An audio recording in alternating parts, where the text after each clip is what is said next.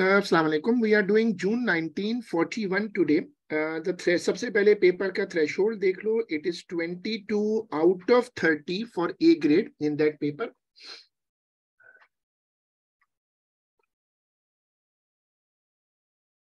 Now, a student investigates how the resistance of a light dependent resistor depends on the brightness of light. He uses a lamp to vary the brightness of light on the LDR. The LDR is mounted on a wooden block so that it is a distance L above the bench. नीचे उसने diagram बनाई हुई. The lamp is placed directly above the LDR at a distance h above the bench as shown. नीचे दो distances हैं, दोनों check, दोनों देखो.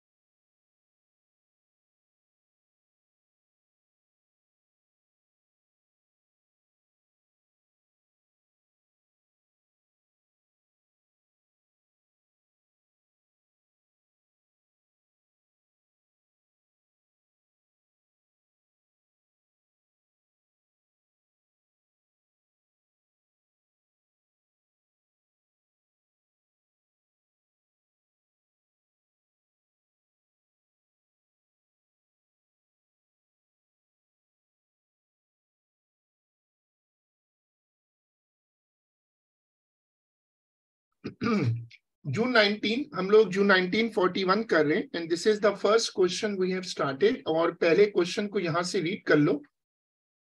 इसमें एक एलडीआर लगा हुआ है और कोशिश करो कि आप पास पेपर की जो बुक है उसके ऊपर रखो ताकि आप उस पर लिख सको और सारी वर्किंग उसी पर हो.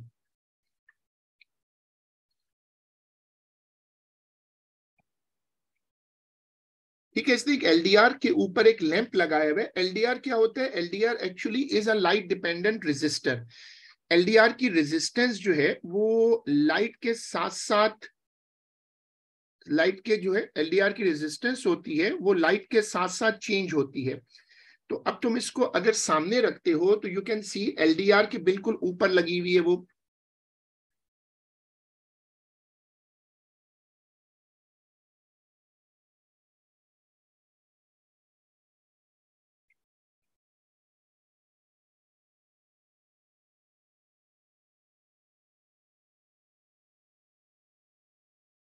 ठीक है. अब वो पढ़ो. On figure 1.1 measure the distances L and H. अब आपके पास अगर एक्चुअल बुक है ना तो आप एक्चुअल बुक पे स्केल रखोगे. तभी मैंने कहा था कि इसके लिए एक्चुअल पेपर होना जरूरी है. वो जो पास पेपर की बुक्स मिलती हैं, the yearly unsolved past paper books, वो होनी चाहिए. उस पे आप रूलर रखो और मेजर कर लो. Calculate the distance D from the lamp to the LDR.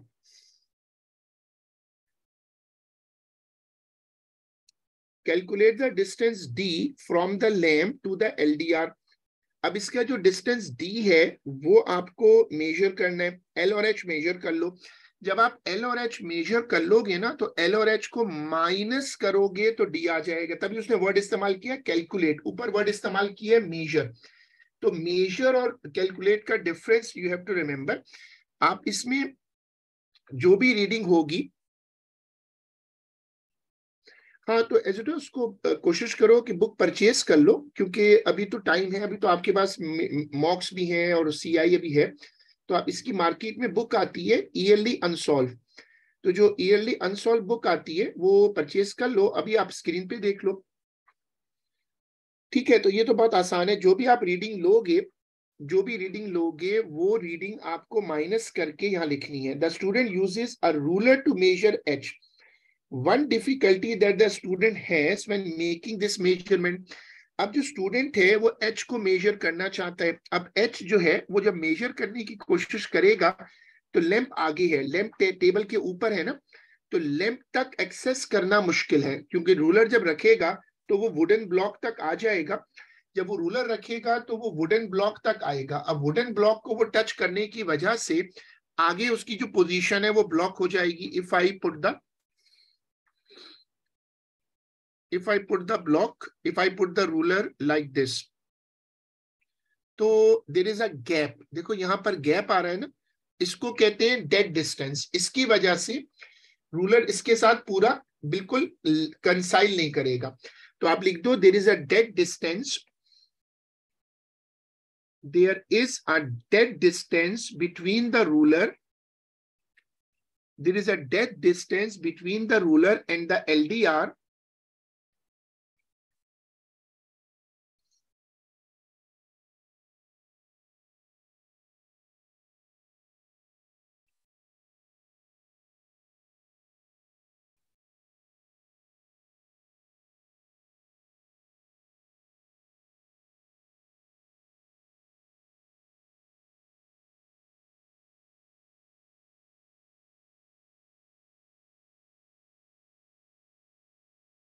There is a dead distance between the ruler and the LDR. ये इसकी डिफिकल्टी फेस करनी पड़ेगी इनको. अब पढ़ो कि figure 1.2 shows some of the apparatus used in the experiment. In the space below, draw a circuit diagram for this apparatus. इसके लिए आपको सर्किट सिंबल याद होने चाहिए. LDR है और एम मीटर है और पावर सोर्स है, साथ में वोल्ट मीटर है. ये उनकी रियल डायग्राम्स है, रियल ऑपरेटर्स ना. तो तुम इसमें सर्किट सिंबल बनाओ और डायग्राम को ऐसे कंस्ट्रक्ट कर दो. जो डायग्राम है वो इस तरह की बन जाएगी.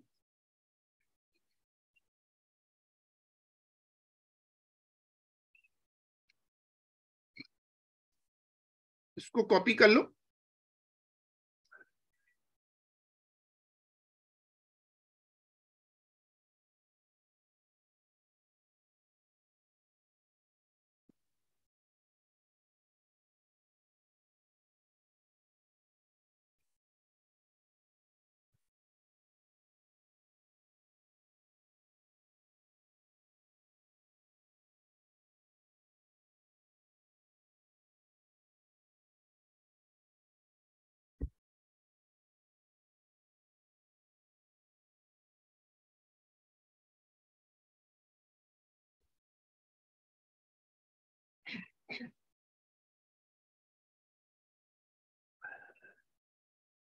ठीक है, good.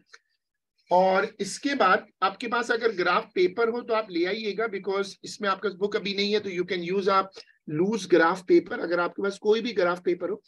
The figure shows the readings of voltage across the LDR and current I in the circuit when the lamp is at a distance D. We have a reading of voltage and we have a reading of current. अब ये graph read करो, sorry वो जो metre scale read करो.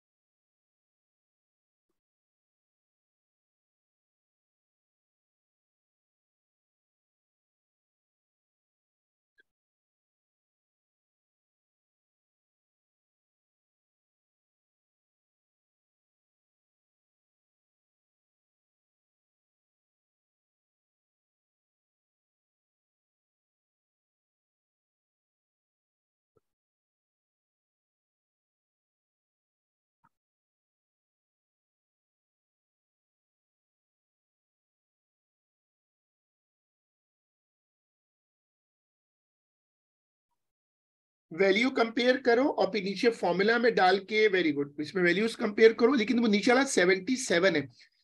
और value compare करो और फिर उसके बाद जो है नीचे वाली कैलकुलेशन भी कर दो.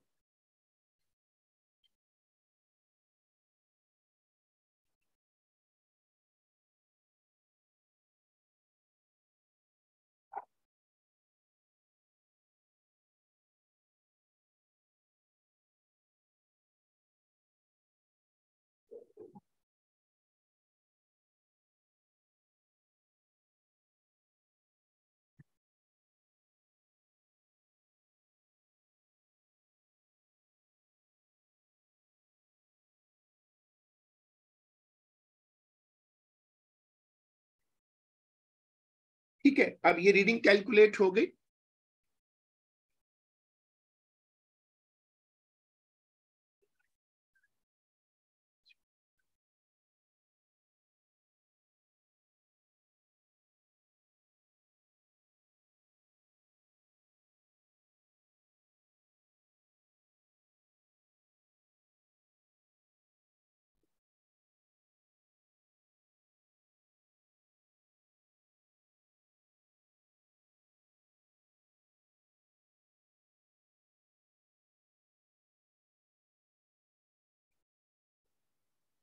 ठीक है, वी डिस्कस दिस, और रीडिंग आपने देख ली। उसके बाद आगे देखो, the student repeats the experiment for different values of D and the results are shown in the table. कुछ डेटा उसने शो किया। डी आपने समझ लिया, डी इज द सेपरेशन। अगर आप दोबारा आकर डी देख लो, जो डी है ना, वो ये वाली सेपरेशन है, देखो ये वाली, दिस इज द डी। और ये वो बदल रहा है, और साथ में बदलने के साथ फिर वो रीडिंग नोट कर रहा है करंट की। Use the readings taken in the figure and the B2 to complete the top row of table 1.1.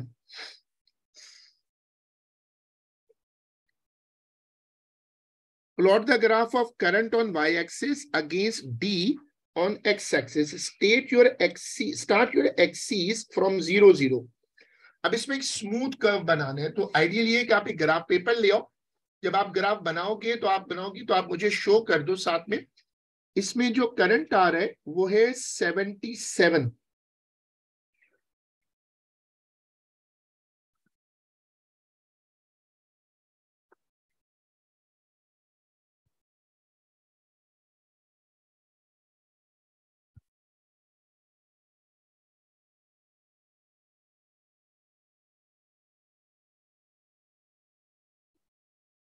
अब इसमें डी की वैल्यू हर बंदे की थोड़ी थोड़ी वेरी करती है, पेपर में तो सेम होती है, लेकिन जब आप यहाँ पर वर्किंग देख रहे हैं तो वैल्यू थोड़ी सी वेरी करेगी। वेरी इसलिए करती है क्योंकि जब हम प्रिंट करते हैं तो पेपर का जो साइज है ना वो चेंज हो जाता है, और पेपर के साइज बदलने से डी की वैल्यू थोड़ी सी बदल जाती है।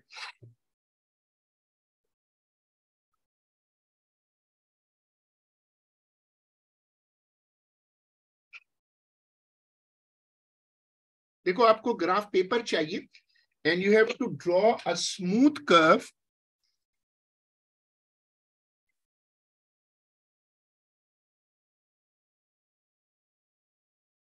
You have to draw a smooth curve, ये जो आपको यहां पर दिख रहा है।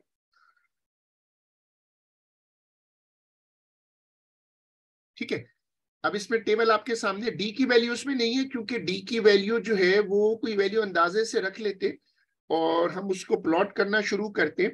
इसे वाई एक्सिस पे रखो करंट, वाई एक्सिस पे। अब तुम्हें ग्राफ पेपर ले आओ, और ग्राफ पेपर जो है, अगर इसमें बुक नहीं है ना तो ग्राफ पेपर पे प्लॉटिंग कर लेते। ग्राफ पेपर पे बना लो डी इन सेंटीमीटर।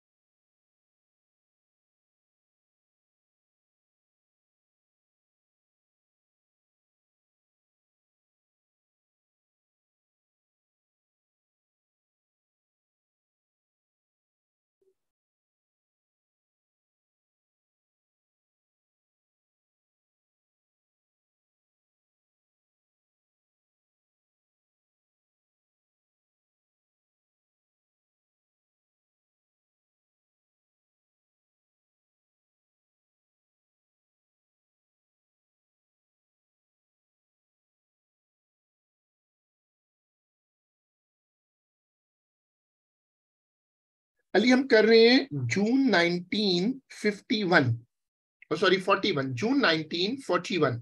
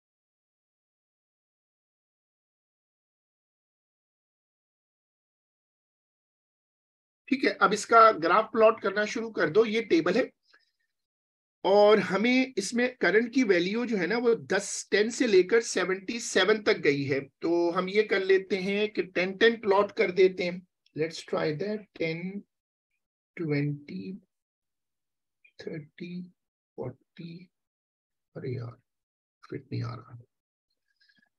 77 का मसला आ गया। 77 फिट नहीं आएगा तो फिर क्या 5 का करेंगे। 77 जो है,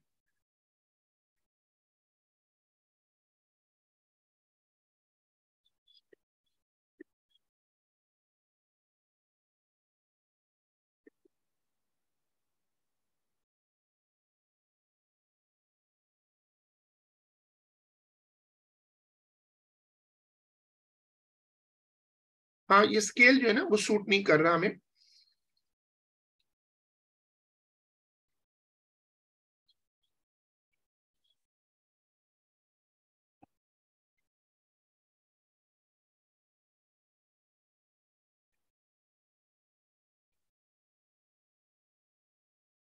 तो फिर ऐसा करते हैं कि इसमें अगर 20 का लेते हैं तो फिर हो सकता है 20, 40, हम इसको 20 पे रख लेते हैं। 20, 40, 60 और 70।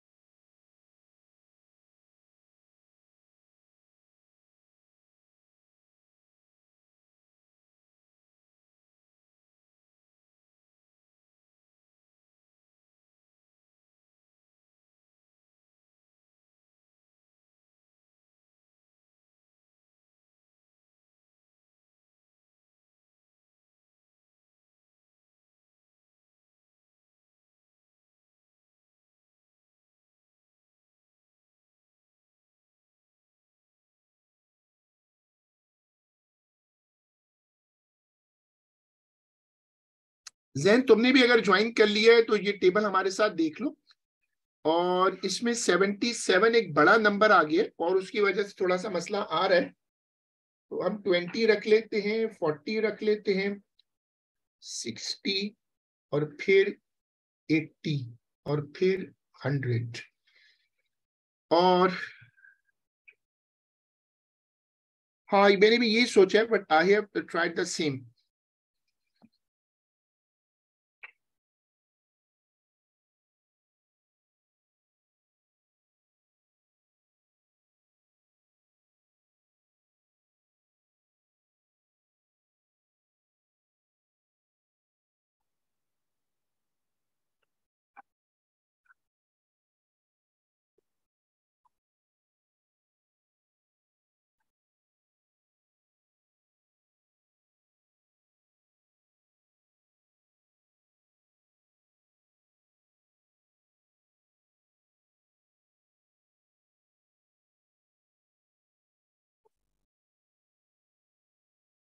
अब इसमें जो एक्स एक्सिस है उसमें जो वैल्यूज जा रही हैं वो छोटी वैल्यूज में डी की वैल्यू एक लेनी।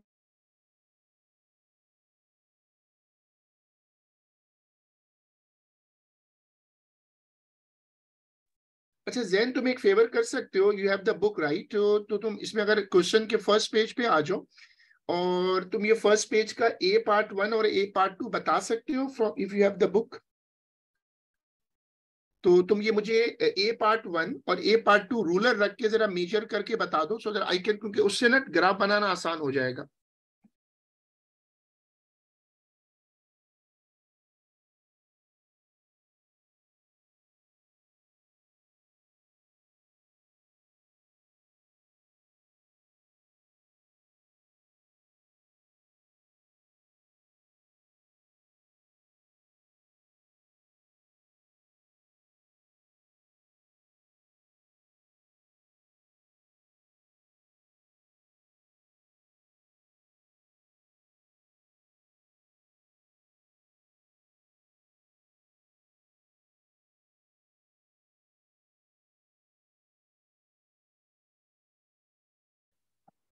तुम अगर रूलर रखो तो एल और एच भी मुझे बता देना।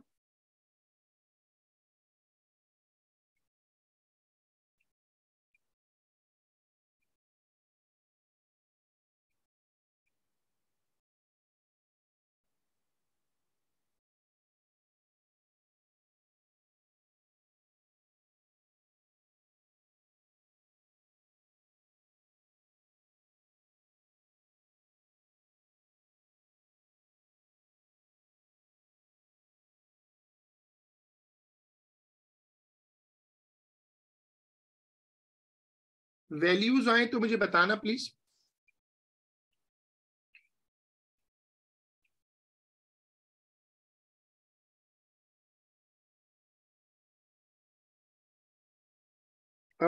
एल इज इक्वल टू 2.22, ये सेंटीमीटर है, अच्छा छोटा सा साइज बहुत।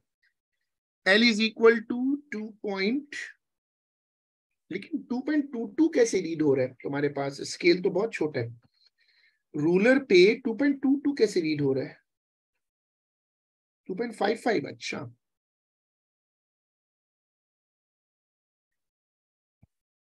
और एच है 7, अच्छा। तो फिर डी भी चेंज होगा जब तुम 2.55 से माइनस करोगे। फिर डी तुमने अपडेट किया according to the 2.55, D minus करके आ रहा है ना।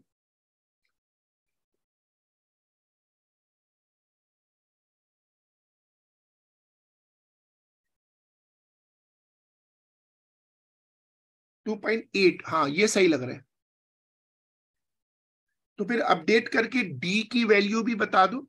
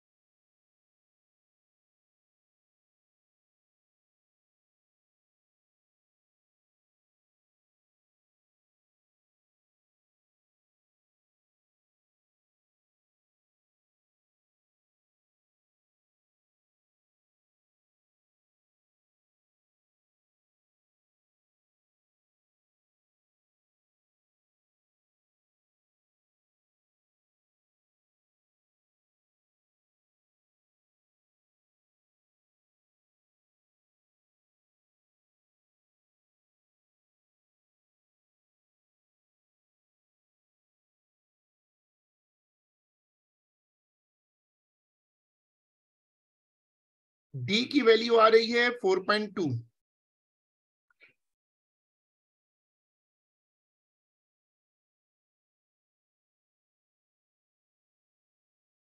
डी की वैल्यू 4.2 है और गई है 35 तक।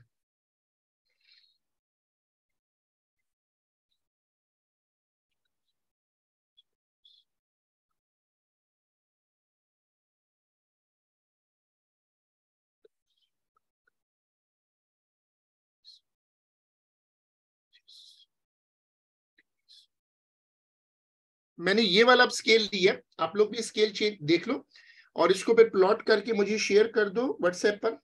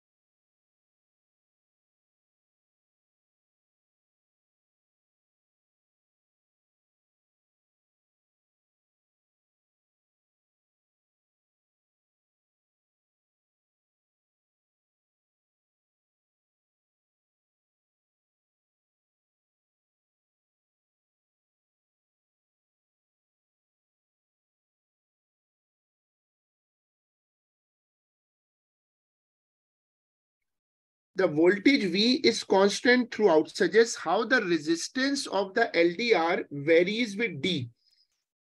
जो वोल्टेज है उसको तो कांस्टेंट रखा गया है, तो अब आप एग्जामिनर को बोलोगे कि अगर वोल्टेज कांस्टेंट है, आर की वैल्यू जो है वो डी के साथ कैसे चेंज हो रही है। अगर आप इसमें आकर देखें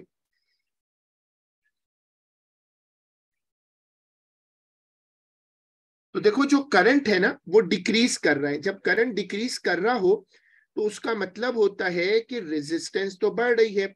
जब करंट डिक्रीज करता है तो उसका मतलब होता है कि रेजिस्टेंस बढ़ रही है। तो हम एग्जामिनर को ऐसे बताएंगे कि आर और आई इनवर्सली प्रोपोर्शनल है, तो डी बढ़ेगा, करंट कम होगा। हाँ बिल्कुल। तो अब ये जैसे मैंने लिखा है, फिलहाल फिलहाल तो ऐसे ही लिख लो फॉर द टाइम बिंग।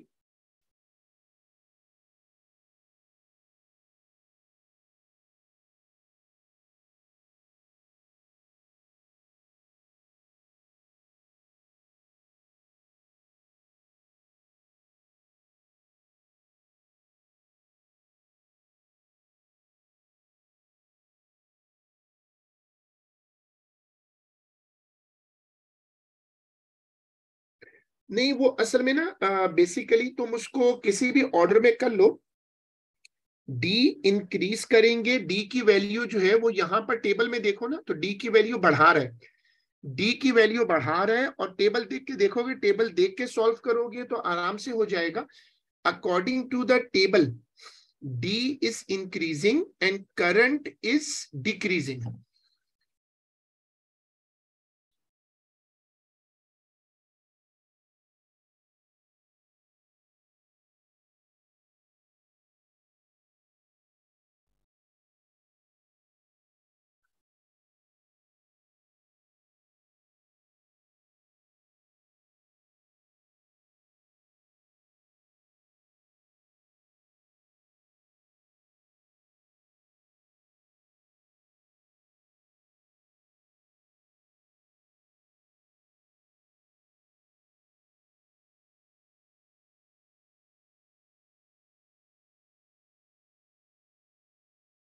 चलो अभी आज हम क्लास जरा लेट हो गई because I was waiting for the people, और लोगों ने लेट लेट ज्वाइन किया। तो अभी ये वाला क्वेश्चन ही रख लेते हैं। This was the biggest question in that paper, so हमने इसको पूरा कर लिया।